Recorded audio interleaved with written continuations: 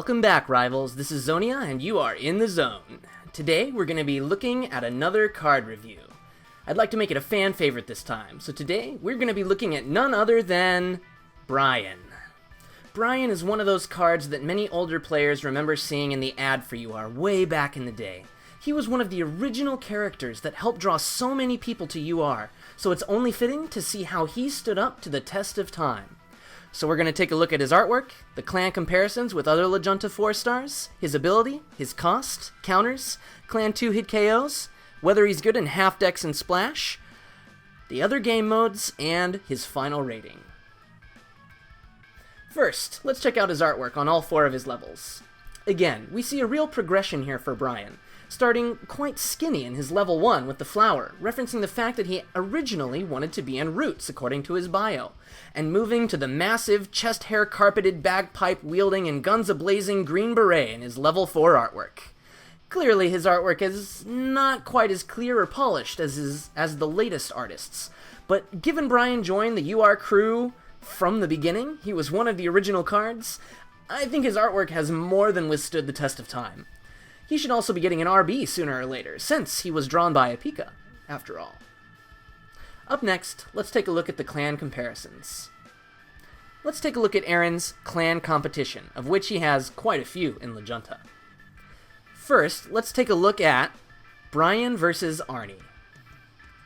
Arnie is a wonderful 4-star for Lejunta. He boasts 1 more power but 1 less damage than Bryan. So against SOB, he'll drop to a measly 4, meaning that he's ideal if you've already done some damage. This makes him better late game than early game. His ability places him more closely into the T2 category than T1, because you generally want your 4 and 5-star cards to be winners, not losers. However, this is Lejunta, and their 2 to 3-star cards can still dish out a lot of damage. It also makes Arnie's best use as a fork. He forces pills to be played, and then recovers 2/3 and lets your next card finish off the opponent. Bryan is better overall, I believe, being useful in both early and late rounds, both offensively and defensively. He also has a better chance of doing his full damage due to his SOA. So, in certain circumstances, Arnie is better, and in fact you will see him in many decks nowadays. But overall, I still think Bryan will always be just a little bit more useful. Next, let's look at some sibling rivalries. Bryan versus Brianna. Brianna is Bryan's sister. With that extra power, Brianna is the offensive Arnie that you always wanted. Her ability is designed to win, and she has that 1 extra base damage over Arnie. That said, her ability is not particularly strong. Now, 1 pill is still 1 pill. It's basically +8 attack. But it's also only 1 pill. So that said, Brianna is equally as good as her brother, but is really only usable for offensive purposes. She's not designed to be tactically usable on both the offense and defense as well as Bryan is. So I'm going to give a very slight win here to Bryan. Next, let's take a look at Bryan versus Burger. Burger has the fantastic ability to hit 9 power on courage rounds, and having the same damage as Bryan. However, against SOA or on reprisal rounds, he only has 6 power.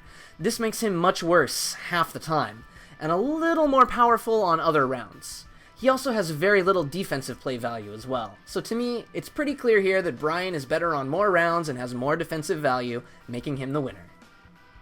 Next, let's take a look at Bryan versus Chiro. Clearly, coming up in 8-8 is always a good thing. 1 more power and 1 more damage than Bryan, but only in a mono deck. Also, no real defensive power, and she loses half of her damage against SOA. So situationally, she does have slightly better stats. However, she is not as solid all around, and has no defensive value again. Bryan is still more stable and solid. Additionally, to me, 5 base damage, before the bonus, is the sweet spot for 4-star Lejunta cards. Beyond that, well, really, it's a bonus, and not really necessary. That 7 damage after bonus allows you to KO with pretty much all of your staple 3-star cards, which is all you really need in most of your Lejunta decks.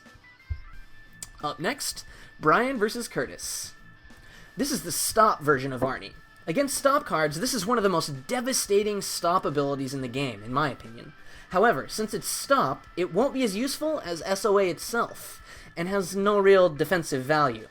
Perhaps the number one choice on SOA weeks, Curtis will be great, but on other weeks, he's outshined by quite a lot of other 4-stars. So again, Bryan wins. Up next, Bryan versus Decote. Decote is another amazing stop card, but even then, his 6 power isn't going to get him very far. You know, one fun fact is that Decote is the only card in the game that can KO without needing to Fury. Sorry, buddy, but even with that, 6 power with no attack or power manipulation and no SOA or SOB, you're probably never going to see the light of day in my deck. Bryan wins, hands down. Up next is Bryan versus Gatlin.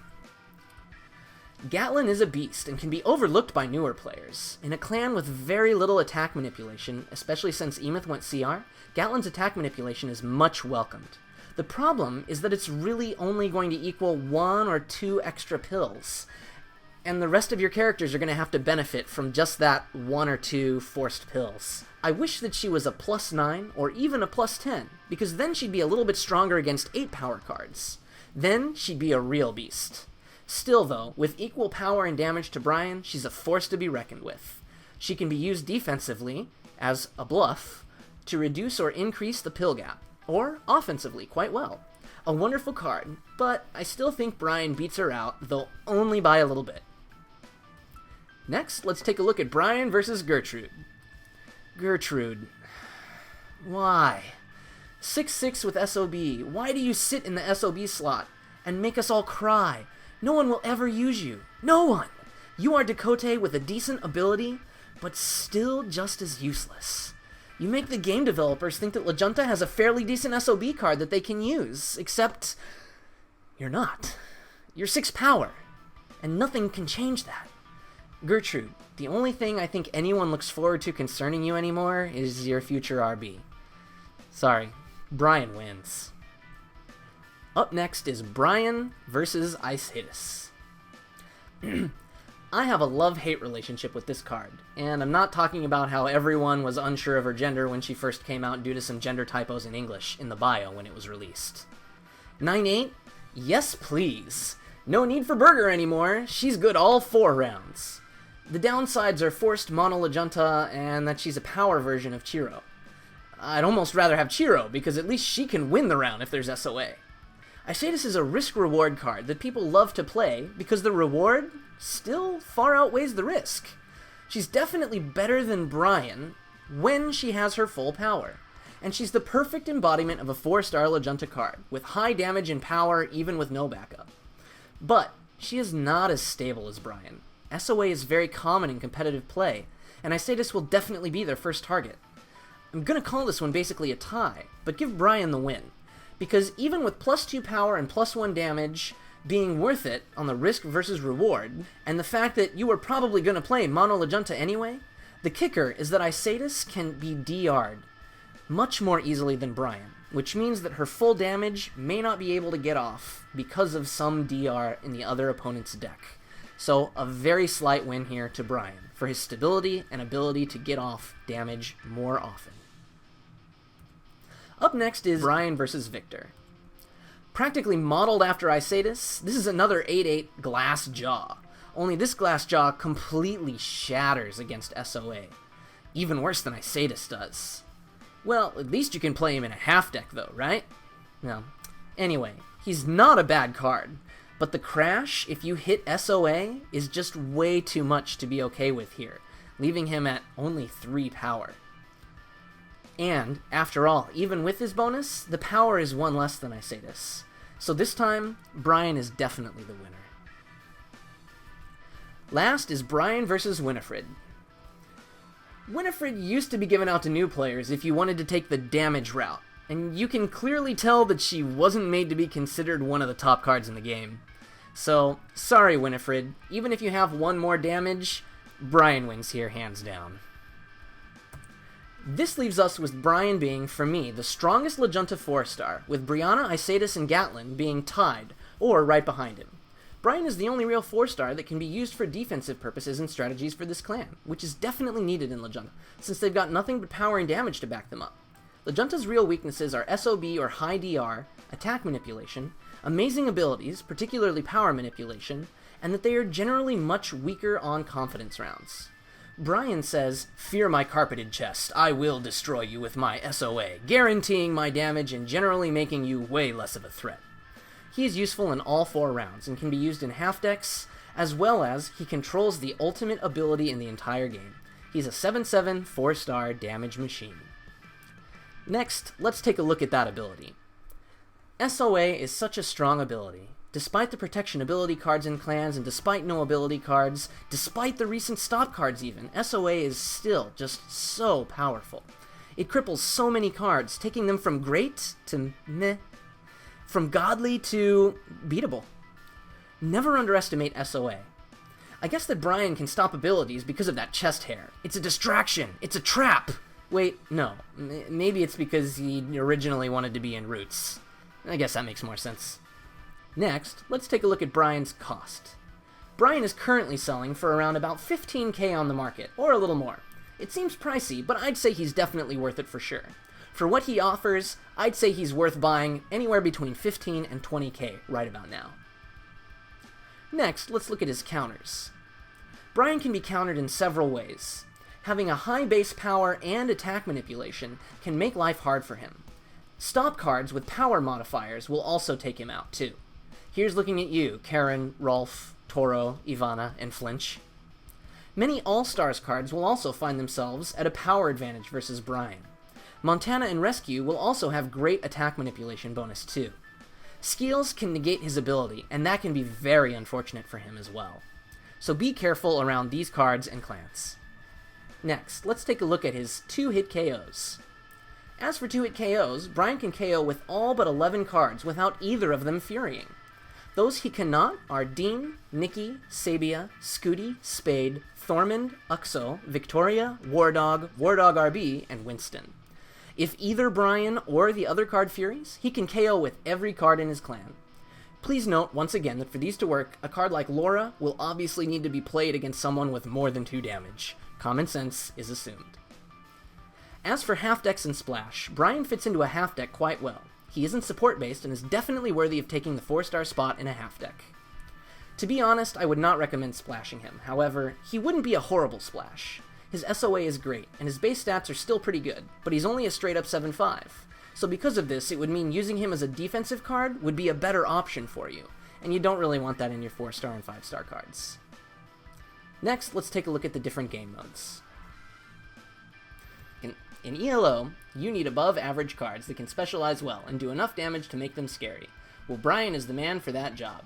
He's rock solid and has the perfect ability. Legiunta has gained popularity in ELO in recent years, and Bryan would be a wonderful addition to your deck, assuming that he's not player banned. As for tourney, most definitely. You can bluff with him or use him exclusively as defense, while your weaker cards do the damage to win and gain more round points. Survivor? Well, in general, Legiunta is not a popular clan for Survivor. Why? Well, with massive DR running around and little to back them up, as well as no attack manipulation to force pills, Legiunta will rarely win a match requiring 3 rounds to win. However, the SOA will help against Nightmare decks, for sure, and cut through lots of DR like butter. However, besting the likes of Grax will take more than SOA, at least 2 pills more.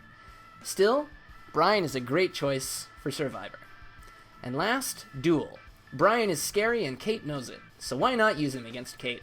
His 500 damage mission will be able to get finished all the faster. So, for our final rating. Bryan is a strong card with excellent, solid base stats and a killer ability. Bryan fulfills both offensive and defensive roles in his clan. He is fun to play.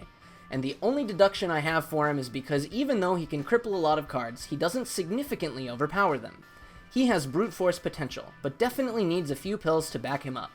He is effective on all 4 rounds, in half decks, and in all formats. So, my overall rating for Bryan is a 9 out of 10.